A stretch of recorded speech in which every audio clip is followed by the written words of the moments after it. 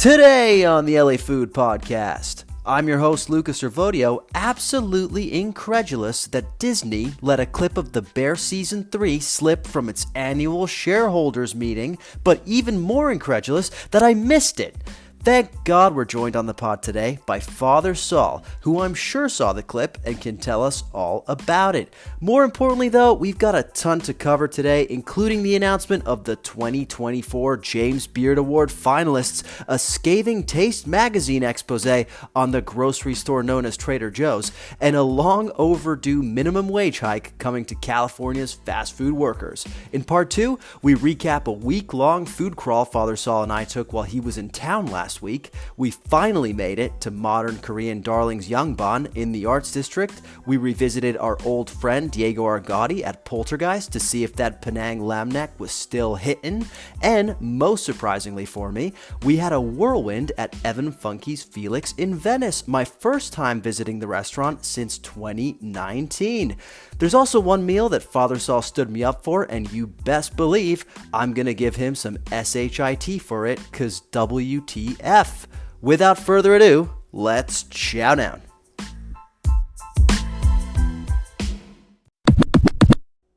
The LA Food Podcast is brought to you by House of Macadamias. Dear listener, do you have a favorite nut? Here's why I've happily given that title over to the macadamia. First, it's chock full of nutritional benefits, including one of the best omega 6-3 ratios in the nut game, 8 times better than pistachios and 20 times better than cashews. Cashew? More like cash-ew. Second, it's super versatile. You can have them as a snack. You can find tons of applications to include them in your cooking. You can even use the oil for cooking, in addition to using it for skin and health purposes. If you want to get in on the macadamia game, head to the LA Food Pod page on houseofmacadamias.com to access my curated list of macadamia products. We've got extra virgin cold-pressed macadamia oil, savory macadamia snack packs, and salted or unsalted macadamia nut butter. All great for snacking, all great for cooking. The best part is, when you buy an LA Food Pod bundle on houseofmacadamias.com, you'll instantly get a free multi-pack of macadamia snack bars featuring flavors like chocolate, white chocolate, and coconut white chocolate. And if you subscribe to our bundle, you get a 15% discount on all of it. And don't worry, you can pause, cancel, or adjust the subscription at any time. So what are you waiting for? Head to www.houseofmacadamias.com/pages/LA-foods and go nuts.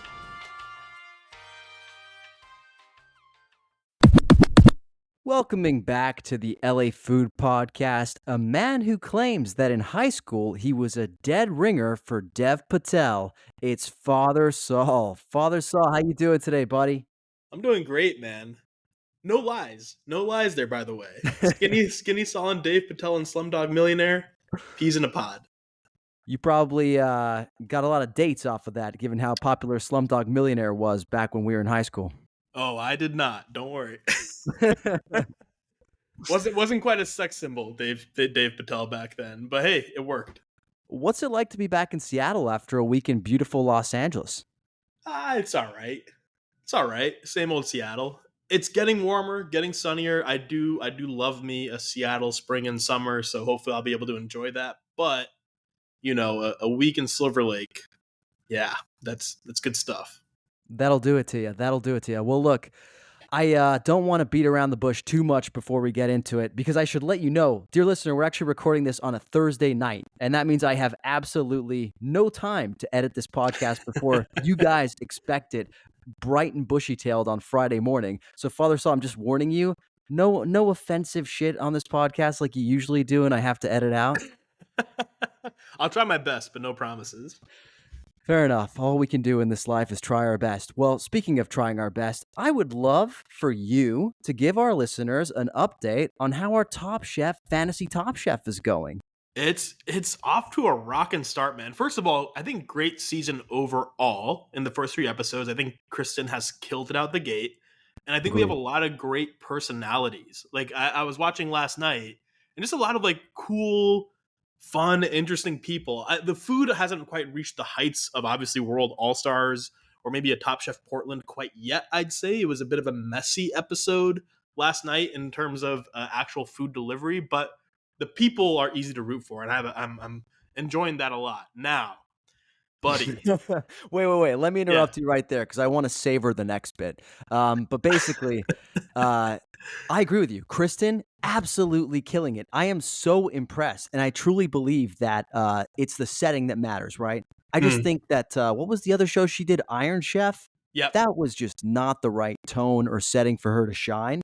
But here in Top Chef, she's bringing the right vibes. She's bringing the right gravitas. I'm loving Kristen as the new host. The chemistry works perfectly, and the reason I think when we talked about this back when we were discussing potential hosts, or maybe when Kristen got announced, it was weird on Iron Chef because they clearly saw her talent and they wanted her as part of the show, but they shoehorned her in alongside Alton Brown, and there was like an unclear whose lane is what, and they would kind of like look. I know they have a good relationship, at least publicly, but it was kind of like where does Kristen where does Kristen fit in? And coming in for Padma, she has a clear lane.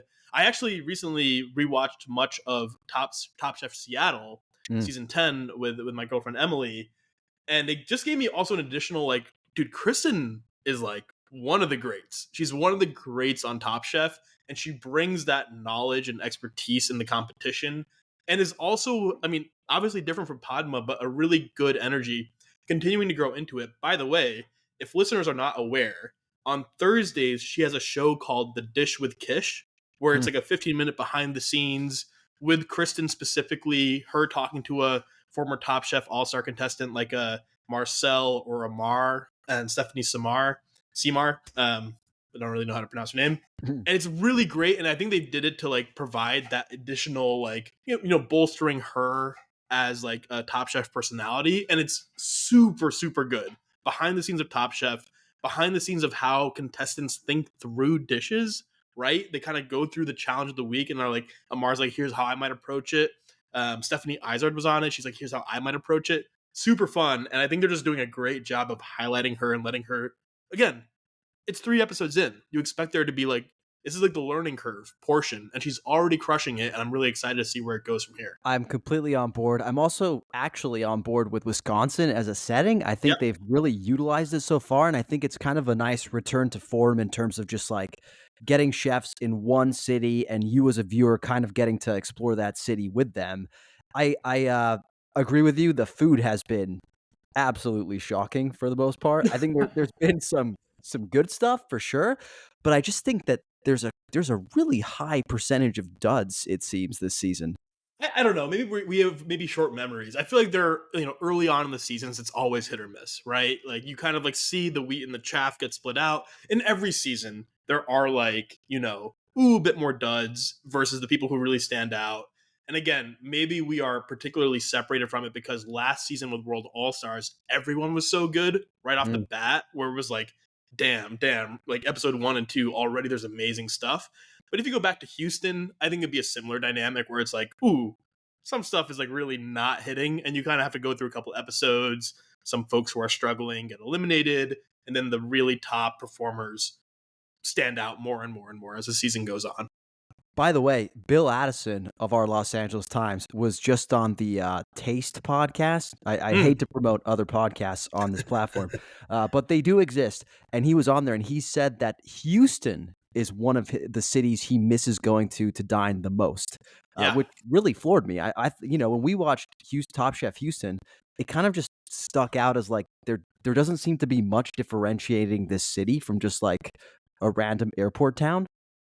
That was one of the flaws of that season because Houston is for sure one of the most interesting food destinations in the United States. Anthony Bourdain went there for one of his, I can't remember if it was No Reservations or one of the other shows, and it was a really amazing episode. I think Houston Top Chef was hamstrung by COVID, and I remember talking about this at the time. They just weren't able to get out of the kitchen as much as usual. It felt like, and probably because of COVID, I feel like there were like a really heavy emphasis on sponsored sort of competition, like elimination challenges. And it was a bummer. I hope they go back to Houston because I feel like if they had, if there weren't those limitations, you'd really be able to expand out. But you're right that the Top Chef Houston season was a bit of a letdown in terms of the way they were able to explore a city, even already compared to what they've done in Wisconsin. You're like getting out there onto farms, into the basement of the Miller Brewing Company, like really Mm-hmm. interesting locations. Whereas Houston Top Chef, I think again because of the pandemic, was it felt more confined in a weird way. Well, speaking of letdowns, can you let the listeners know how we're doing on Fantasy Top Chef? It's early. I'll say that to start. Early in the season. But your LA Food podcast contestants are getting their asses smoked Okay, by okay. I yeah. resent that one of the LA Food Podcast contestants is Uh, getting their asses smoked. The other one is you're hanging on by a thread. Look, there's a long time left, but here, let me break down the scores real quick. Jesse Eats, who had a strong team coming right out the gate. I talked about my buyer's remorse in the moment. She crushed the draft and is currently in first place with 43 points. Daniel, forking around, is second with 26. You're right behind him with 25. And your defending champ is in last place with 9 points. Now, look, there's not much to be said about it. I think Jessie did an excellent job nailing some of her later round picks. Russica, her second overall pick, has been the highest performing person, right alongside Michelle Wallace, her last pick, the second to last overall pick in our draft. They've come out of the gate hot. Now, look, the difference between 43 points and 9 points at episode 3 is actually quite small. I'm going to hold out hope. I'll be honest, Laura Ozilmaz and Valentine and Charlie have not quite been putting in the work that I had hoped, but there's still plenty of time to catch up, plenty of time for additional intrigue. But yeah, man, we're not looking like we know what we're talking about that much. you sound a little like Monty Williams 2 weeks into the NBA season. You're like, I know it looks quite a reference. it's like, I know it's bad now, but things will turn around in Detroit. Seriously. Look, enough TV, or actually not enough TV, but enough Top Chef. We got another TV show to talk about, and that is The Bear. So yesterday, I believed there was a clip that leaked from the Disney shareholder meeting, a 53-second clip of The Bear, season 3. And you sent it to me, but by the time I clicked it, it had been taken down. I missed it. Oh, So it's and now I think you can't find it anywhere on the internet. There's some articles telling you what was in it, but I missed it, dude. What was it? oh, I did not even realize that. No, it was a little scene. I'm gonna guess from the first episode of season 3, where the two Fack brothers are in the Bear restaurant, in the office, and what they've done is they've put up a bunch of pictures and bios of different notable critics in the city, so that they can identify them if they come in. And they're, they have like a bunch of funny, Fack brother banter going back and forth. They call Carmian, and Carmi's like freaking out. He's like, I hate this feeling of seeing all these chefs, but then he's like, no, it's good, it's good. It was a quick, funny trailer scene. I didn't realize it had been taken down. But no, it's like, what's your appetite for The Bear? I think it's coming back in June of this year. Yeah. I think it's going to hit the ground running. It's actually, that scene hits right on what I was sort of expecting to happen next, which is the restaurant has now launched, of course, at the end of season 2. And now it's going to be, can they get the both business success and critical notoriety? And this little scene, I think, was hinting at that critical notoriety bit of Yeah. the next part, which I'm really excited for. I would love to see them explore the fact that you can get critical notoriety and still be financially unsuccessful. And I think that happens a lot in businesses right now. I actually almost guarantee I don't know why. I feel like they're almost certainly going to do it, because the great tragedy of great restaurants is that even when they are critically acclaimed and beloved, the margins are still so small that it's really hard to keep them up. I feel like The Bear is going to have it's going to be a bittersweet ending. I think the bittersweet ending will hopefully be Carmi and Ao's character, Sydney, finding peace and growth in themselves. But I suspect, I'm going to call it now, I think The Bear as a restaurant will fail. Unjustly, right? Like heartbreakingly, it will fail, even though it's really well known that something weird will happen. I think they will speak to the business challenges of running a great restaurant and why it's so brutal that even great restaurants fail. And I suspect there will be an arc first, because we know it's going to go to at least season 4. I think season 3 will be an arc of, business is not looking good. Criticals, not looking so great. And then hopefully by the end of the season, they will land it. And I think season 4, if it is the last season, I think it might be, or it's in conversation as maybe being the last season, will be the despite the belovedness, despite the notoriety, the heartbreak of failure. Yeah, I mean, if you look in LA too, some of the most acclaimed restaurants of the last like 5 years have had to close. I mean, I'm Yeah. thinking of Pearl River Deli had to close because, and I think part of the sort of like catch 22 is that a lot of these restaurants are the passion projects, the blood, sweat, and tears of one or two or very few individuals. And what happens is those people burn out after a while. And yes, there are the financial challenges that come along with that, but the financial challenges and the burnout are all interlinked, right? It's incredibly stressful to feel like you have to pay the bills and keep the lights on at the end of every month when you're pouring your heart and soul into something. So I would love to see them explore that. I think you're onto something. I think it's a much better prediction than the pilot episode that I drafted last year in a fever dream for one of our episodes. I did want to quickly ask you. So you mentioned the critics that are referenced in the were in that clip that surfaced. Apparently, people were digging into who were the people in the pictures that the Yeah. Fact brothers were looking at. One of those people was one of my favorite podcasters, Chris Black of How Long Gone. No way. I did not realize that. I didn't have a chance to dig into the actual images. That's fucking hilarious. I mean, I think it might nod to Chris being an actual cameo on the show. I mean, maybe it's like a little Easter egg, and maybe, the creator of the show, Chris Storer, is a fan of How Long Gone and threw it up there. But maybe Chris is going to make an appearance. Who knows? No, bro, they're homies. They're homies. Like Chris is actually in Chicago, has been in Chicago while they were filming. So I'm sure it was kind of like a little. I'm sure they were kind of negging him by including him in that. Oh, okay. So, yeah, maybe a little bit of an Easter egg. That's cool. Happy Yeah, for you. yeah, yeah. Happy for me. I didn't do anything, but I'm just happy to see How Long You, Gone enter the mainstream when you make fun of me for it being in my top 5 podcasts. that's why I'm happy for you. You get it. Yeah, yeah, fair enough. Okay, we're gonna move on to some real LA shit now. Enough television chat. The James Beard Award finalists were announced this week. LA got some nods, but not quite as many as last year. So this year, 3 LA restaurants and programs received official nominations compared to last year when the Los Angeles area scored 9. Now, this year, the ones that got nominated are for Best Chef California, Lord Maynard Yera of Kuya Lord was nominated.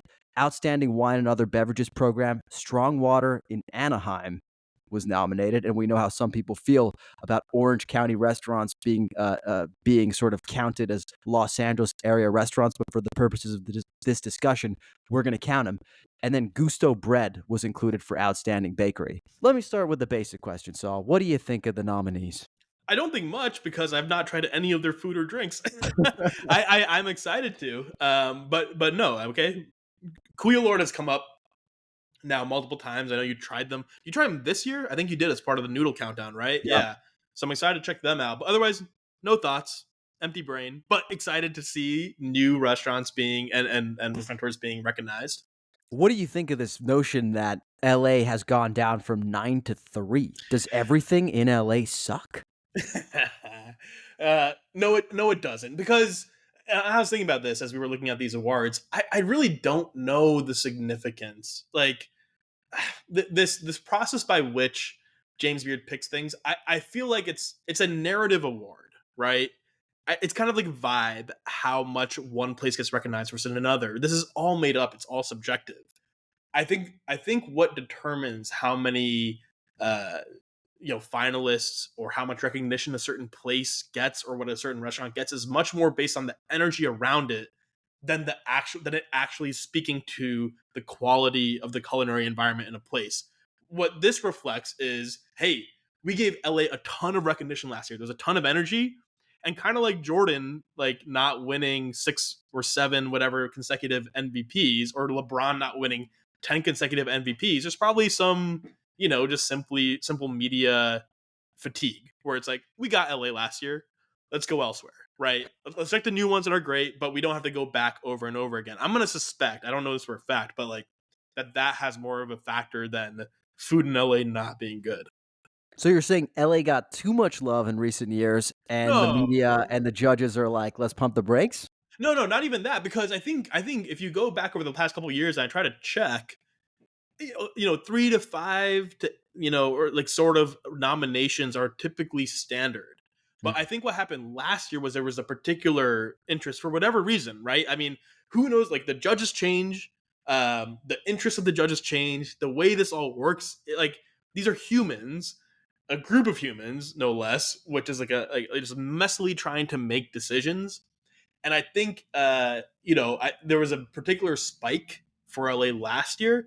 I'm not saying that necessarily did or didn't change how people felt about it, but when Anajac and Tacos Maria, which is now closed, I think at least temporarily, like, as these places like get their recognition, I'm assuming that as a human, these judges go and shift their focus elsewhere. I voted for this place last year. I want to give my vote to a new place this year rather than revoting over and over again. So again, it's a narrative kind of award. I think it's still informative in some ways.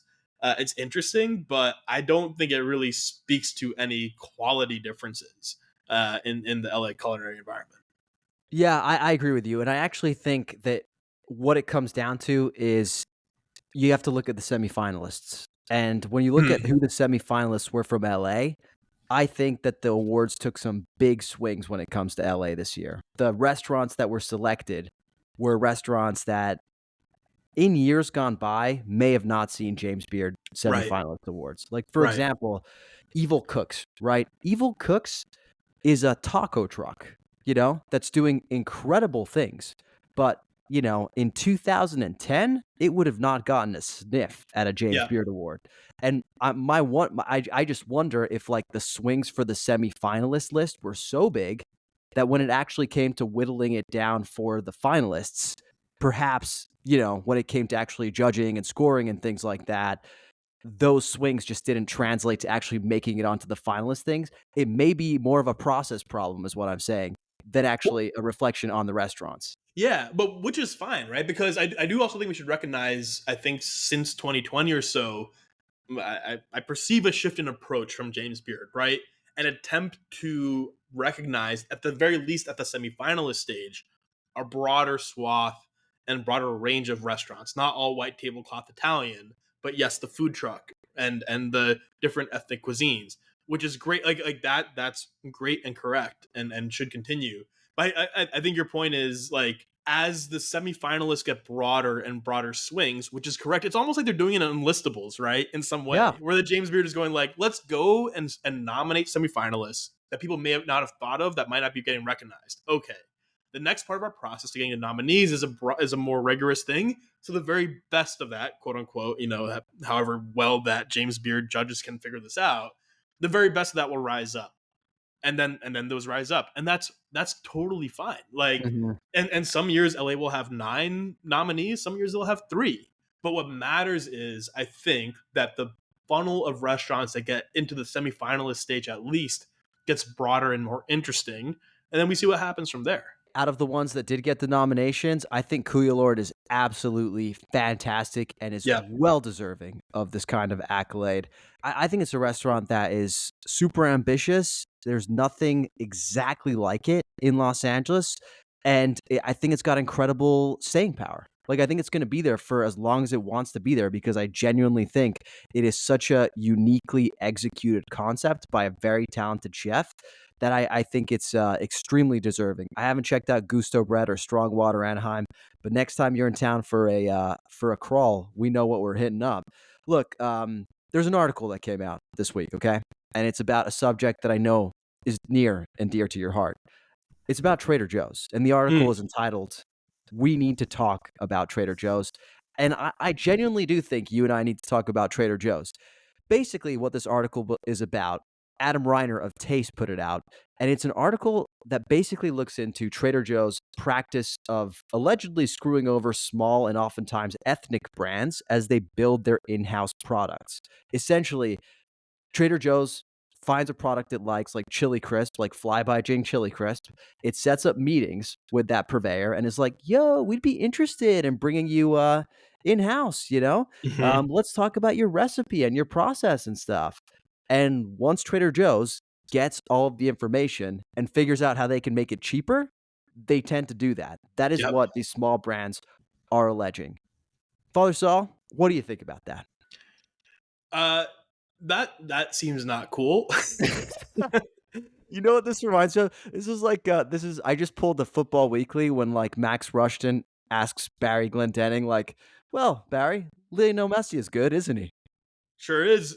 Sure is, Max. Yeah, yeah, like it's a question with an obvious answer. No, and like, look, there are like, again, it's one article in the Taste, correct? And there seems to be a real pattern here where small independent businesses that produce, products like achar, pickled South Asian vegetables, or other particularly ethnic products, by the way.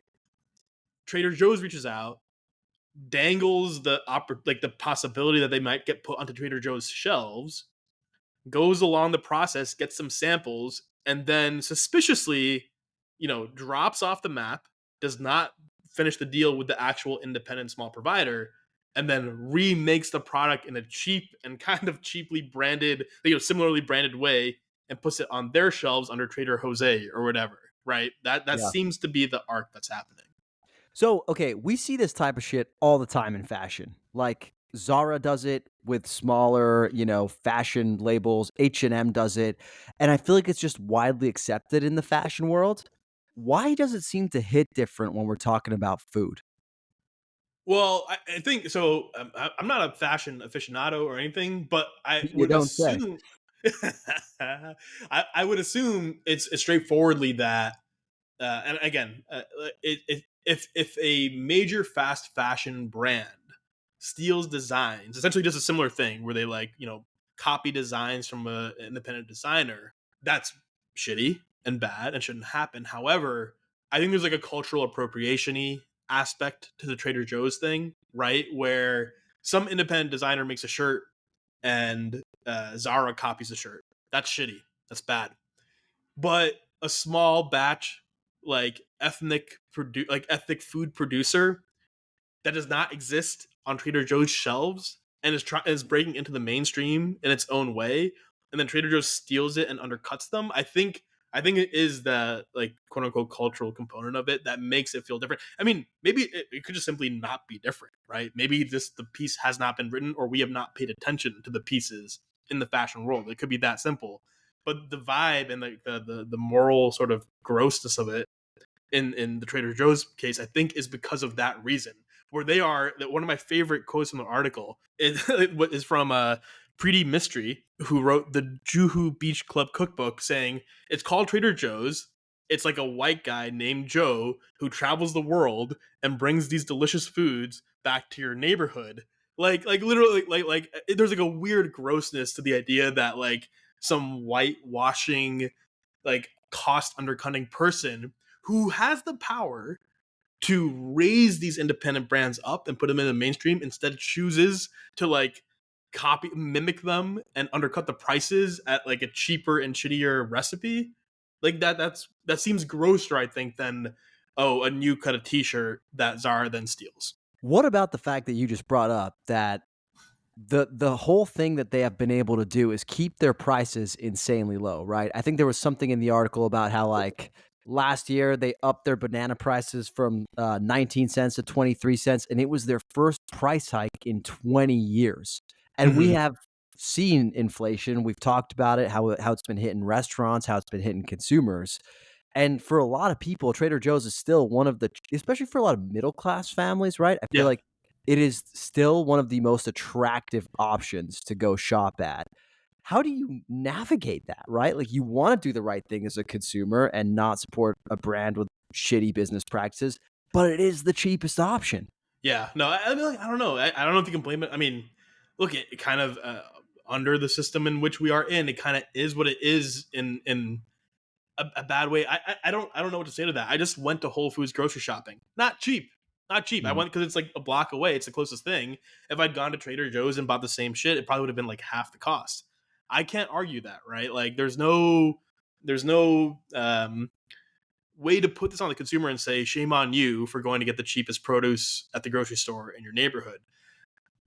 What the commentary is that Trader Joe's has this, I think, identity as being like the cool, hip, flirty neighborhood, like organic-y grocery store. When we should just understand they're not that. They're kind of like a Walmart that's like, Yeah. got itself a good brand, but it's not cool. I've been at like the Trader Joe's identity or brand loyalty that I've learned from others really comes from their pre-prepared products, like Hmm. their frozen dinners or whatever. These essentially like TV dinners that they've done a good job of repackaging in their branding. You get what you pay for at Trader Joe's. Their produce is kind of shit, man. Their products are not great. They're just like making these like frozen dinners more accessible with their branding. Like I don't I don't get the appeal beyond the price, which you cannot ignore. Of course, Trader Joe's also does this interesting thing where they don't go to low Interesting. income neighborhoods, right? They don't try to serve people who might be best served by low prices and quote unquote like good product or good food. They go to like millennial neighborhoods, or they try to gentrify. Well, I don't know if they try to gentrify. You can't say that, but they try to like follow that young millennial trend. I don't know, man. They even from the name Trader Joe's, which was itself stolen Yeah. from Trader Vic's. Like it's a very parasitic company that it seems like when you look underneath the surface that had done a really good job, has done a really good job of like branding itself as a millennial grocery option, which I think we just all I can say is like, yo, be aware. But of course, but you have to buy groceries where they're affordable. You have to. Yo, to your credit, I have to say you've been on the tip of the spear of the anti Trader Joe's Oh bandwagon yeah. for a long time. Like you could have written this article probably. So I do respect you for that, and you make really good points. And we haven't even touched on the fact that they have and they still like name their products in pretty racist ways. Like they still are naming their products like Trader Trader Jose. Jose, yeah, man. Like Well, no, we don't talk about this enough, but Trader Giotto, if for Italian, which I don't love. Okay, so look, I think that the worst part of this conversation is that Trader Joe's is never going to sponsor us now, which I blame you for. we I would never will take their money, their dirty money. Come on. never in a million years take it, but actually, Trader Joe's, if you're listening, I Come can. on. I there's a delete button on these episodes. Okay. You'll Um, rename yourself Giotto in their honor. the Giotto Food Podcast. Yeah. Yeah, man. No, seriously, guys, Trader Joe's, I know it's the most convenient option, but just be aware of their practices, and there are lots of better options out there. So think about it. If there are products out there that are equivalently priced, maybe consider going somewhere else. But of course, you got to do what you got to do. And speaking of tough economic climates, there was some good news this week for minimum wage workers at fast food restaurants in California this week. As of April 1st, the minimum wage for fast food workers rose to $20 under a new law that just passed. The law defines fast food establishments as chains with 60 locations or more nationwide. The reactions were exactly what you expected. The people who benefit from this, aka the workers, were stoked about it, and all of the franchise owners were really pissed about it. And I think that's what you expect. My question for you, Father Sal, is where would you recommend that our listeners go and celebrate this news? Which fast food establishment do you recommend they go patronize? I mean, I don't know. Go patronize a farmer's market instead, maybe. But if you're going fast food, wait, does In-N-Out qualify under this? In-N-Out already paid well, right? So yeah, yeah, The only thing I don't know is it says 60 locations nationwide, and right. In-N-Out is only in certain states. I feel like they must have 60. Go to In-N-Out because I think they already paid their workers pretty well. Yeah. Go to a place like that. Why not? So it's not Yeah. virtue signaling. They've been doing the Right. work. Yeah, exactly. Yeah. No, Yeah. this is interesting. And by the way, all I'll say is, the idea of raising minimum wage for restaurant workers is one that's I think gaining popularity, gaining presence across the country because especially for non-tipped or no, sorry, for tipped workers, the minimum wage is like $2. $2.12. Federally. Yeah. Yeah, at a federal level. That's right. And there are some states that have raised it. California's minimum wage for fast food workers before this was $16, so it's actually just a $4 increase. Which, when you think about the rising costs of inflation, which are shifting over time, but still, labor costs have not caught up with the cost of living over time. things like this may help folks. They also may have some sort of economic impact that I don't know enough to speak to in terms of jobs and availability. But it will be interesting to track for our interest as a podcast how tipped workers get paid at a minimum across the country and what that means for the restaurant industry. Very well said. Well, that'll probably do for Newsy Bits today.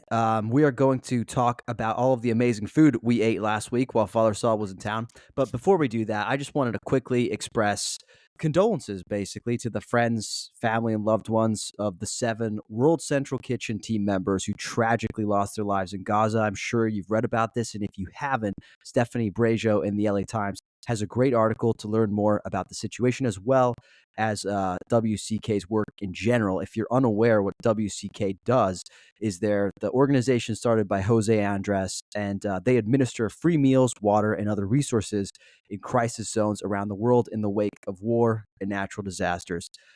The team apparently, up to this point, had unloaded more than 100 tons of food brought to Gaza by sea. And we're not going to talk about it too much in depth, but we are going to make a donation to support WCK during this time and urge you to do the same if you can, dear listeners.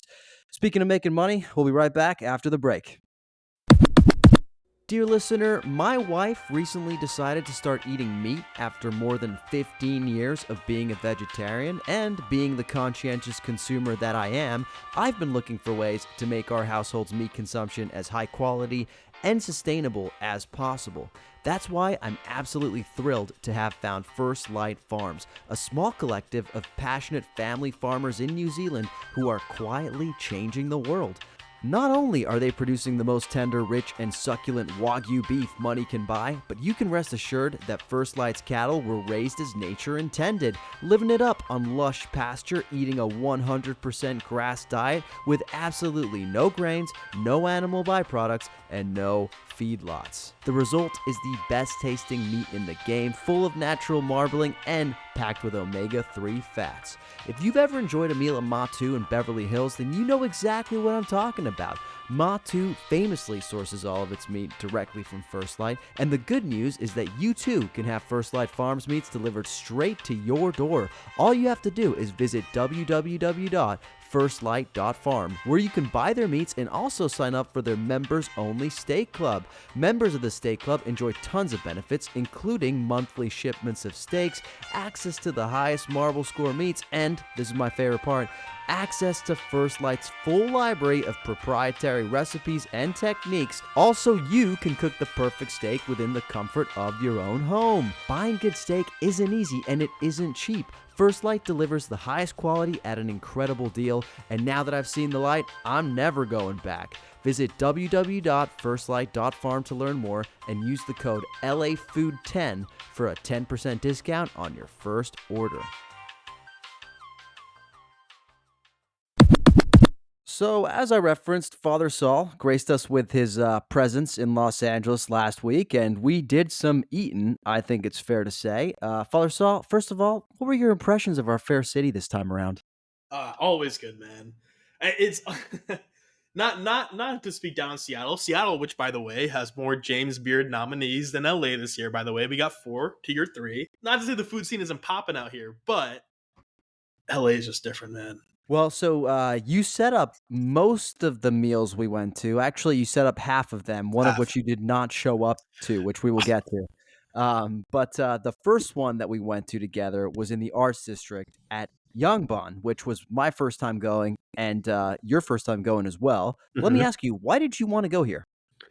Oh, I wanted to go because of my new favorite TV show, Chrissy and Dave Dine Out, on which I love all the hosts and think they're so charismatic and capable of celebrity A-list success. Uh, Okay. Dear listener, I have to interrupt there. The reason he's saying that is because David Chang saw our video, apparently, and Father Saul has been shitting himself that he was, quote-unquote, too mean to David, and it was sort of a little bit accentuated by the fact that the Infatuation announced their EatsCon lineup, and it was Chrissy Teigen, Dave Chang show live, and now he's afraid we're not going to get Dude, invited. it's such bullshit. I was on Dave Chang's dick the whole episode talking about how I have all his products, his cookbook, his seasoned salts, his instant noodles. I love his shows. and all this shit, and you like clip a little thing of me being like, I don't know if Dave Chang's an A-list celebrity, and make me sound like I fucking hate the guy, and then he sees that clip. I'm so annoyed. Anyway, yes, that's why I provided that little little context up front. No, but literally, we went to Yangban. I already had Yangban on the list, my LA list, before we saw Chrissy and Dave. But watching Chrissy and Dave kind of solidified me wanting to check it out. It was like a cool concept. My girlfriend is half Jewish. She's gonna be so happy that I said that on this podcast. Uh, and the food looked really good, and yeah, that's why we went this time. I have it on the list for future trips to LA. Let's talk what we ordered real quick. So we ordered the hot smoked trout schmear on potato bread, which, you know, ate a lot like sort of like a potato bao almost.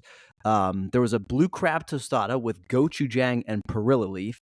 We had to order their panchan, which I think was like 6 different panchan dishes that came out, all fresh produce, executed in creative ways.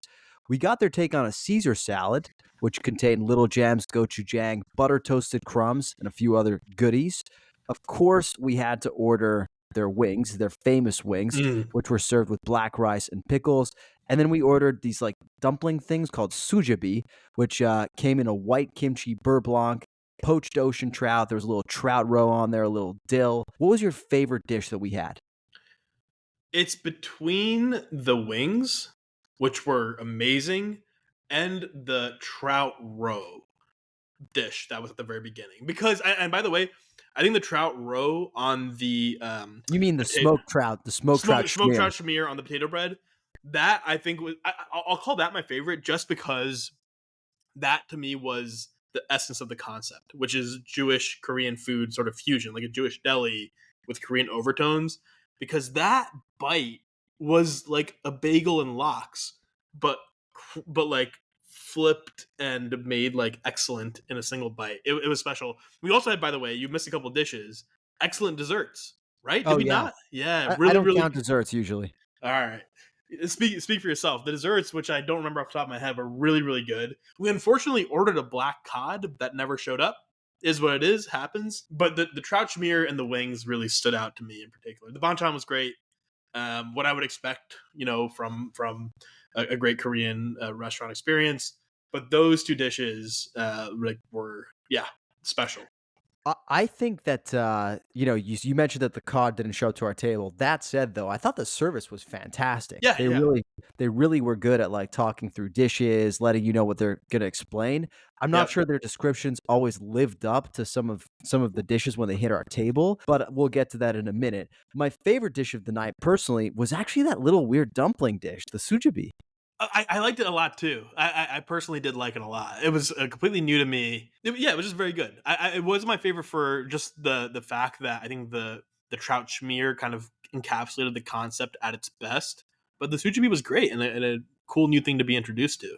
Yeah, I think the sujabi was interesting to me because obviously I'm eating a lot of noodles this year, and it's really more of a dumpling, but dumpling is, you know, noodles' cousin, right? Came out and it was a little like tougher and chewier than I've experienced with dumplings and noodles in the past, but I kind of really love that about it. It sort of like gave you more opportunities to experience the other flavors as well because you needed to chew it a little bit more in like a hot way though. You really got to like dig deep into the kimchi beurre blanc, into the ocean trout, the dill.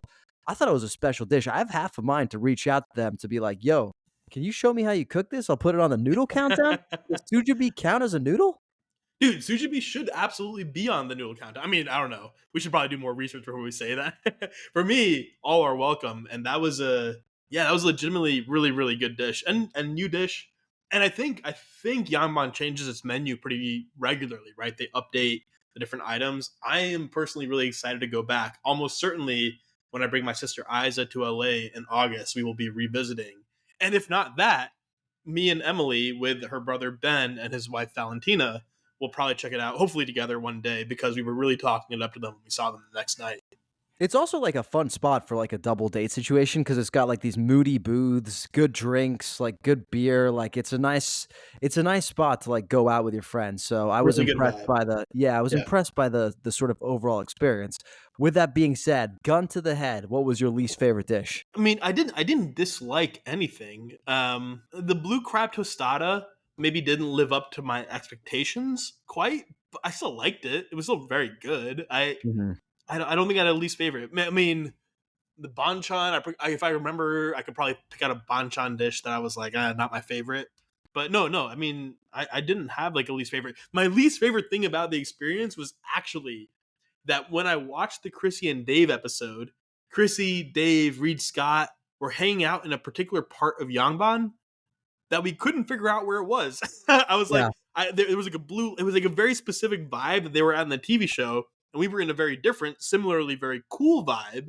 But I was like, where the fuck were they on the TV show? I was so confused. I do have a theory that if you watch it back, you would know. Like, if you watch it back, you because I feel like you don't, like, take in surroundings as much when you're watching a TV show. I mean, it was so different on the show. I am going to watch it back so I can figure this out. Maybe they were in a private room, but there were other diners around them. It's its own mystery. We'll figure this out. My least favorite dish, and this actually is not the fact that it was a bad dish. It was more so about how the server explained it. So it created this expectation in my mind. And then when it hit the table, it didn't live up to that expectation, was Hmm. the Caesar. When we bandied about the idea of getting the Caesar, the way that it was described to us by the server is that it's really, really heavy on the anchovy. There were some like anchovy breadcrumbs in there, but they kind of didn't really make their way around the entirety of the salad because they were quite dense. And I think that was the purpose of them, because you kind of want them to add some crunch to the salad. But I really was not getting anchovy. I was barely getting Caesar from that salad. I think if I had just been given that salad and said, "Hey, this is a little gem salad with some gochujang, butter toasted crumbs, Parmesan cheese," great.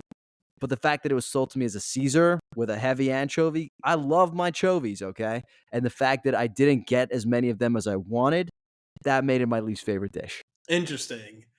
I mean, it was a great salad. By to your point, by itself, I think that might have been our fuck up. I think there was like a scoop of anchovy, like, crumbs or whatever on one side. I think we didn't mix them in. I don't know. We'll have to revisit. I tried, bro. I tried. Really? But the Okay. thing about a good, like, so croutons, right? If croutons are rarely in every bite of the salad, and they certainly don't like permeate the salad's like overall flavor. They're texture component. And Yeah. so like I feel like if you really want to infuse a salad with a flavor, it's got to be either in the dressing or in a component that sort of like touches more bites basically. So Sure. just like a marketing issue, like let's market this salad a little differently.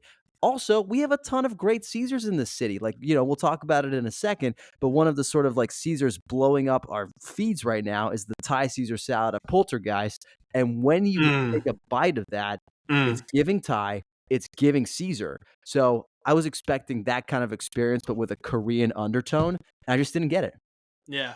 I'm not that mad about this, but do your thing, man. it. All right. So Yangban, you're going back. You recommend it. I like it. Yeah, I'm excited to Yeah. go back. Yeah. I'm also excited to go back. I want to experience more of the dishes. I am going to make a bold prediction now. I think this gets a James Beard semifinalist nod next year. I'm Ooh, I'm calling it now. it's a. I'm I think it's putting a my good bet. money on it right now. Yeah, it's a good bet because to the very point that we were discussing, I think it will have that narrative heft and quality, obviously. But both the chefs are LA are really established in the LA scene, are really quality. It's a I think it's a new concept, which is exciting, kind of like a Pizza Palace, but I would say higher quality than Pizza Palace was. I mean, the very thing we talked about with Damn, Pizza, Pizza Palace catching strays out here. no, I mean, no, no. Well, we kind of gave them strays back in the day, right? We were like, look, Pizza's good. They have some solid dishes. They're not a James Beard Award winner slash finalist, really, but I think they were that year narratively, right? Yangban has a similar, I mean, not quite at the level, but could develop a similar narrative heft because of its new concept, because of the quality of the chefs and the excitement of the new opening. I think you're making a great call that they will be at the very least a semifinalist next year to recognize the addition that they've made to the LA culinary scene. Shout out chefs Katiana and John Hong. I'm calling it right now. You're gonna get it. James Beard semifinals. And if I jinxed you, I'm sorry about that too. And by the way, you mentioned the desserts, and I was kind of being facetious. The desserts were absolutely excellent. I believe Chef Katiana is a pastry or has background in pastry, Mm. and I think that explains why those desserts were absolutely phenomenal. If only we could remember what they were. But to be fair to us, we were a couple beers deep at that point. So, Yeah. okay, speaking of being a couple beers deep, I want to talk about one of our favorite, at least my favorite meal of the entire week, I think. And that Yeah. was our dinner with friend of the pod, Brad Metzger, and his lovely wife, Linda, at Felix in Venice. Real quick, what were your impressions, Evan Funke, going into this? Oh, Evan Funke going in. Well, I mean, so there's two different, no, three different like inputs I've had on Evan Funke going into this dinner. One is your weird hatred of him. You dude, you used to talk shit about Evan Funke on the pod when we would talk about it early, and I had no idea who the fuck you were talking about because I've not been in LA, and I was like, all right, bud, whatever. Two is I recently rewatched the Top Chef LA All Star season in which Evan makes an appearance in the finals in Italy. And I was like, holy shit, Evan Funke. I've forgotten that I knew him from that scene.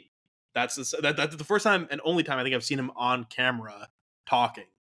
And three was our old dinner at Mother Wolf. The first time I'd eaten Evan's food, where you'd really teed me up to be like, isn't this not legit? And I was like, this is pretty fucking good, man. I don't know what you're talking about. I like it. So I was going in. I mean, I've also heard about Felix for years because I think Felix opened kind of shortly after I left LA. 2017, I think. 2018, yeah. Yeah, 2017, 2018. I left LA in late 2017. I mean, our friend Sammy would talk about how good Felix is. You'd been to Felix. So it was kind of really cool to be there finally, like 7 years later, to try it out. I was excited to finally experience it. Yeah, so let me clarify something. My quote unquote hatred. First of all, hatred is a very strong word, but my sort of like criticism of Evan Funke in the past was deeply related and influenced by stuff I had experienced and by things I had read too by critics like Jonathan Gold, which I happen to agree with. Which actually, let me say this before she comes out here and kills me. My wife said it first, okay? My wife made this point before I made it. And it was the fact that he used to have a fanatical dedication to making his pasta al Al dente, dente, yeah. which actually verged on the almost offensively al dente. Do you know what I mean? Like it was almost like raw at certain points. To me, while I appreciated the sort of like craftsmanship and a lot of the sauces and the cookery, to me that was like missing the point. Like al dente is like good and well, but you still got to cook the damn pasta. Otherwise you're serving raw dough, my man.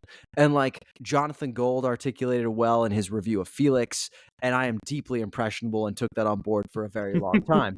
Now, I will say this was by far the best pasta experience I have ever had at an Evan Funke restaurant. Mm. It honestly turned me 180, and I was validated by that when I heard somebody talking about Evan Funke on a different podcast recently, and them saying that they've also noticed that the al dente factor has gone down over the years, that he's sort of like mellowed out on it and started cooking things a little bit more to like doneness, basically. And I've got to say, the quality of the pasta was absolutely on point, to the point that I can't wait to go check out his other restaurants now. Um, Yo. I'm sort of like giving away, like spoiling the end of this segment right here. But basically, that's what I went into this dinner with. But I came out with a complete 180. When we went to Mother Wolf, I don't know if you had this. I mean, you didn't have this 180 moment at Mother Wolf, but we went to Mother Wolf, and yes, it was al dente, but it was fucking cooked. It was like really good pasta. It was toothsome for sure. But then when we went to Felix and had the tagliatelle, am I saying that right? Tagliatelle. Perfect. You nailed Oh it. my god, I'm so If Italian, if you dude. had said the G in tagliatelle, I would have kicked you off this podcast right away. Delicate, light, sauce forward. I said this on a prior podcast. I'm a sauce boy. You are. Like deliciously, like melting in your mouth pasta almost. Like it had like just enough. And no, it's a funny thing. We understand that Evan Funke does not cook every pasta that we eat at an Evan Funke restaurant. Yeah.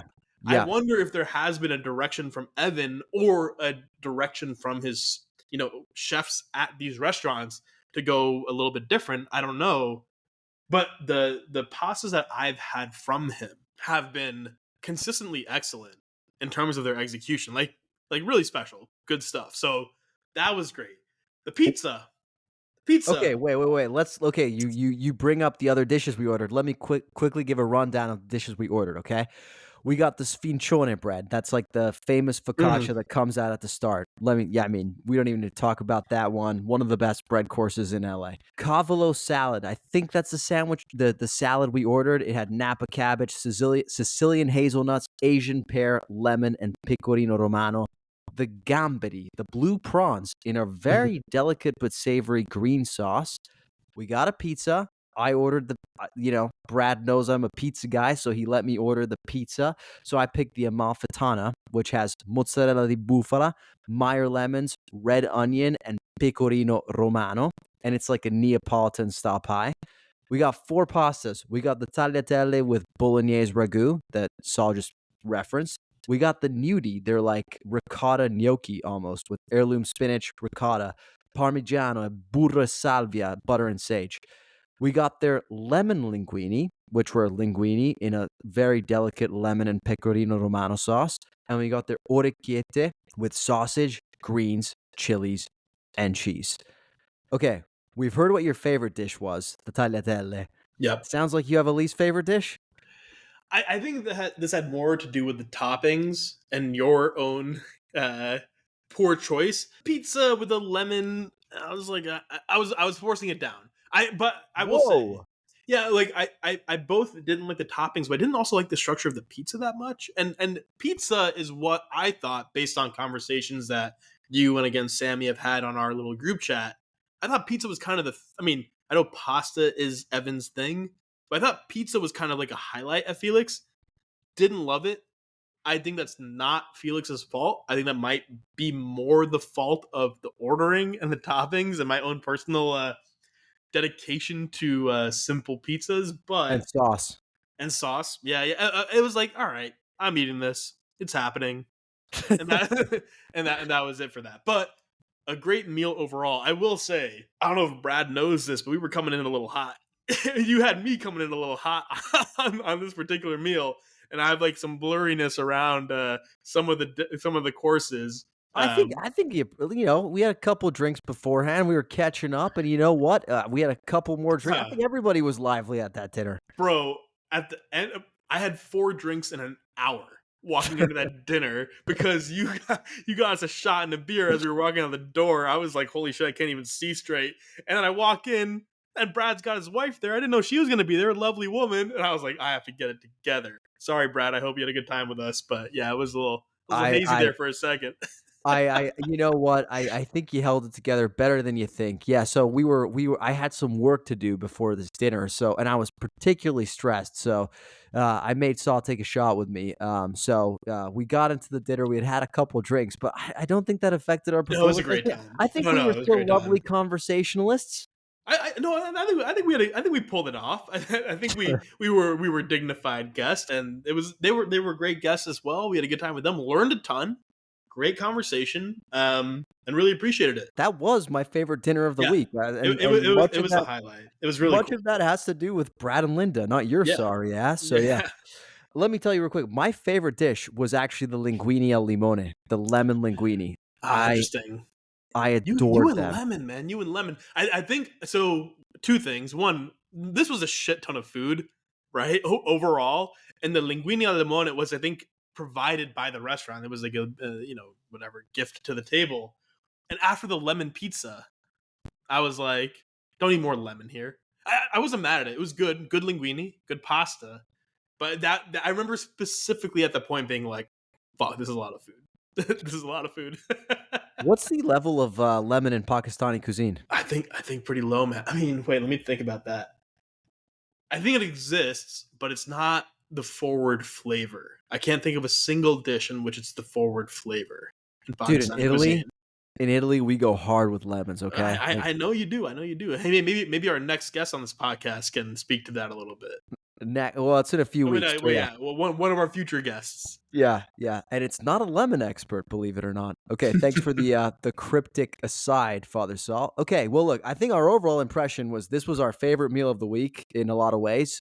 Yeah. Absolutely loved it. Brad, Linda, thanks for your company. I actually think that on our next visit or your next visit to Los Angeles, we should go check out Funke because I haven't been there yet. Yeah, Yeah, why not? Before we get to our final meal, I just wanted to quickly give you a little bit of shit for Brutal, missing man. dinner at a Brutal. restaurant that you picked out, which was Yeah. Pizzeria Bianco, okay? Yeah. Pizzeria Bianco in the Arts District. Again, Father Sal deeply on the Dave Chang bandwagon after seeing Yeah. Chrissy and Dave dine out at That's why it Pizzeria happened. Bianco. He Yeah. was like, we got to make a res. We got to go. He and Emily did not come, Can but I me can and my I wife went, okay? can I go for can I frame this up? Yes. Me and Emily did not go. You and your wife went. Let me frame this up real quick. So me and Emily made plans every single day of the week during our time in LA. We got there on Saturday. We were there every day. This dinner at Bianco was on Thursday. And I took the day off on Friday and I had work to do. And I was like, look, of all the meals to miss, me and Emily will be back in LA. Bianco will still be there. I'm sure we can remake this reservation. No harm, no foul. I'll skip out on this one. I'll see Luca on Friday at Poltergeist. It'll be fine. And then what happened? Lo and behold, we show up to Pizzeria Bianco, and I shit you not, it was an incredible meal. Everything we ordered was absolutely fantastic. Their pizza exceeded my every expectation. They had a gnocchi special on the menu, which was honestly went toe to toe with any pasta dish we had at Felix. But the kicker was that Mr. Chris Bianco himself was there. He sat down with my wife and I. We had a lovely conversation. I learned so much about life, love, marriage, just the wisdom that that man imbues in you in just a 5-minute conversation, even though I think he sat down with us for like 15 or something. It was truly a beautiful, beautiful dining experience. And by the way, he does that with like every guest there. He like goes table to table and he just like stops by and chats. And if you're lucky enough to be in the restaurant when Chris is there, the hospitality is unparalleled. It was like a true LA foodie, like, pinch me moment. And you missed it, my man. You missed it. I'm so annoyed. I was like, you gotta be kidding me. That of all the dinners I could have chosen to skip out on, this happens at this one. I mean, knock on wood, I have the luck to speak to and have a similar experience with Chris, but it feels like a once in a lifetime thing. I don't know. Like, look, it was that good to the extent that the next night on Friday, when I got to Poltergeist and I was talking to your wife outside of Poltergeist while you were parking your car, she was like talking about how Chris Bianco is like the coolest and hottest dude she's ever met in her life. Like the best conversation she's ever fucking had. And I was like, you gotta be kidding me. The one dinner that I don't get to go to, like, I chose not to go to, seemingly harmlessly. I'm Yeah. gonna eat at Pizzeria Bianco in LA. It's gonna happen. I was Well, like, it doesn't have to happen tonight. What's the harm? And look, what an experience. Well, my wife probably said that because the first thing he said when I introduced her as my wife is like, I behind love every wives. well, I something love like that. wives. He was like, That's what she told me. He said. behind every man is a twice as better woman or something like that. He went and he was like holding her hand, like looking her dead in the eyes. Like I was Wait, like, oh are my you god, like serious? yeah, I was Riz like. King, man. I was like, what the fuck is happening right now? It's like, but yeah, he was not actually coming on to my wife, but he just has a way of speaking that is just so wise, and it makes you feel like you are the only person in the world. And there's a Yeah. certain charisma to that, which you just can't. And the thing is, when he talks about his food, you just tell how much he cares about it. And there's nothing sexier than someone who cares about what they do to that extent.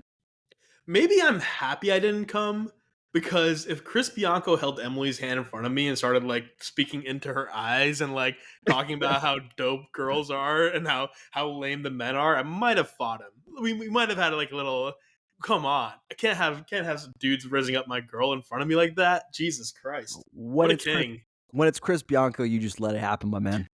I don't know if I do, but we'll see. All right.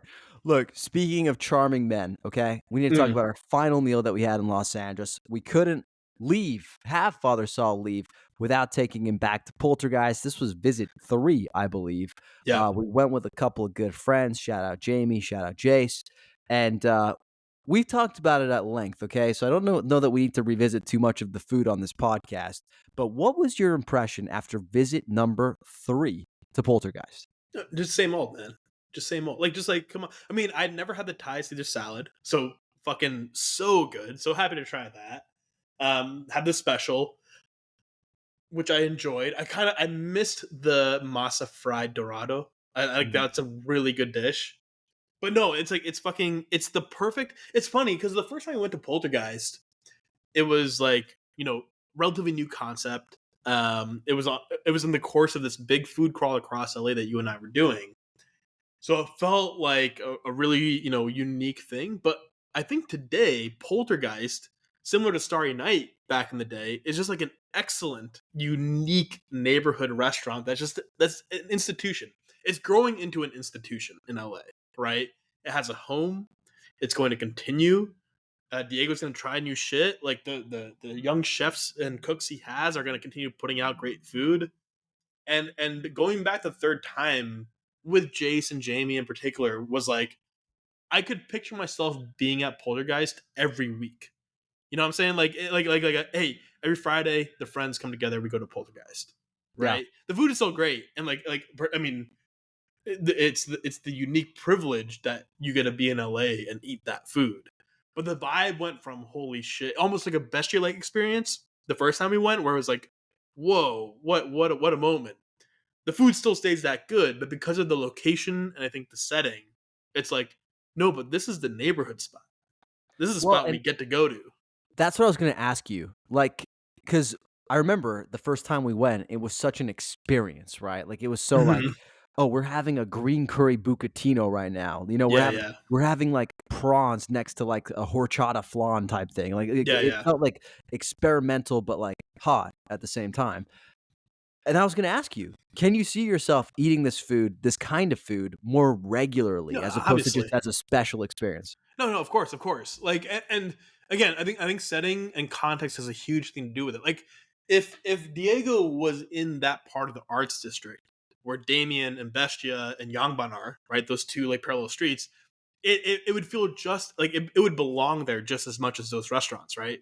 The food in the menu, you imagine a bigger menu given like a bigger restaurant space, but it belongs there, but it's in Button Mash in Echo Park. Yeah. And like that makes it like, hey, my old college roommate Jace, come through with your wife, come through with Jamie. We get a booth. We have a great time. Play some video games after. We didn't get to play with Jace, but we played a little bit ourselves with Morgan. And it's a great time. I'm gonna have to bleep that out. You said her name. I feel like we've said it before. With Luca's wife. Played some Crazy Taxi. It was a great time. The part I felt the worst about was we went back and said hi to Diego, and Diego was so busy and the restaurant was so busy. I just kept like apologizing for being there. I was like, hey, yo, so sorry to interrupt, man. So sorry. And he was like, you already apologized. No, don't apologize again. And I was like, that's the thing about that's the thing. Every time you're at Poltergeist, and like I honestly like have stopped in and tried not to say hi, because I know that he's really busy. Yeah. But as you're walking by the expo window, like if he catches your eye, he beckons you in, no matter what's happening. Like no matter how busy they are. So like it's his choice. He wants you there. I think he likes performing in front of a crowd, honestly. Like I think it's cool. Like we got to go in and see like how awesome the kitchen is orchestrated, how everything is like moving like a perfect like ballet. What were your impressions of it, seeing it in motion? I mean, seeing it, I can't believe they get all the dishes out that they do. Like, I mean, the kitchen it's a really cool kitchen, really cool space, and there's so much happening at once that I'm like, it's crazy how much needs to be coordinated, how much needs to be communicated at once. Like that's why it's the first time I'd ever like kind of met Diego, had a chance to shake his hand, and the reason why I felt like so intrusive was like, holy shit, you have like 20 things going on right now, and I'm just here saying hi. Like, what the fuck? Like, and it's really cool to watch it all happen. I can't believe what they're able to produce in the space that they have. It's really cool. I absolutely love every single experience that, we have at Poltergeist. One of the great travesties of 2024 was basically seeing him left off the finalist list for the James Beard Awards. I hope he doesn't take it too hard. This is just the beginning in a lot of ways. This is his first album. If we think of him as like a rock star, there's going to be many more albums to come. But, Poltergeist is honestly like a regular in my rotation now. Like, and I'm going, and I don't even, like it is because I just want the bucatino. I want the lamb neck. Yeah. I want the Thai Caesar salad. Like, it's highly Octopus interesting. burrata. Don't leave it That's off. your favorite, octopus burrata. I fucking love it. It's like, yes, creative food, but highly craveable and highly consistent food that just gets more and more dialed in every time I go. You can't win them all, but certainly I hope he wins a lot more awards. He's a serious chef, and everything is great in LA. Yeah. And if you get that reference, dear listener, then we love you. Okay. Listen, we're going to end this with a quick shitty Yelp review of the week. Do you have one? Damn, I did not prepare. I'm sure I have plenty. Look, in all honesty, we've covered my shitty Yelp review, which is Bianco. Like that's my shitty Yelp review, right? Like, because I made that call. I was like, no worries. We had Ronan on Monday night with Emily's brother Ben and his wife Valentina. Like, we'd had pizza a couple nights already that week. I was like, we can skip Bianco, and then I get to hear texting throughout the evening, like how dope it is, and I'm the one who was like, my bad, my bad, Emily. We're missing one of the most unique experiences we could have at a restaurant in LA. That's on me. That's fair. I mean, it's not the shittiest. I think that, like, that is you had good motivations going in. You couldn't have predicted what ended up happening. I'm gonna give you a 2.5 stars on that, my man. It's not that bad. I'm sure I could come up with a worse story. I should have prepared better for shitty Yelp review, but that's what I'll throw out here right now. Yeah, fair enough. I've been surprisingly well behaved. I think I don't really have many shitty Yelp reviews to share. I think mine is more a life one than a partnership one. My friend Allie really wanted to bring me, or has been trying to get us to go to a training mate class for a really long time. And she had me basically go to a training mate class yesterday. And I thought, you know what? I'll go to it. It's at 4 in Santa Monica. By the time it's done at 5 p.m., I'll still make it home back for dinner in time to make dinner, right? When I got in the car, from the time I got in the car to Santa Monica to get home, I didn't get home till 7:30. It took me 2.5 hours to drive across town to That get home from sucks. Santa Monica. And, because of me, we were eating late. It was just a horrible situation. Really poor planning on my part, but I think it's just my eternal optimism that gets me in trouble sometimes. Yeah. Look, that's like I live in LA and got caught in traffic story. It happens. Like, more foresight would, I'm sure, have been appreciated, but it's the risk of living in LA. A risk I hope that you will have too very soon, my friend. Well, on that note, Father Sal, just want to say thank you for joining us, making the time. Love being here, man. Look forward to the next one.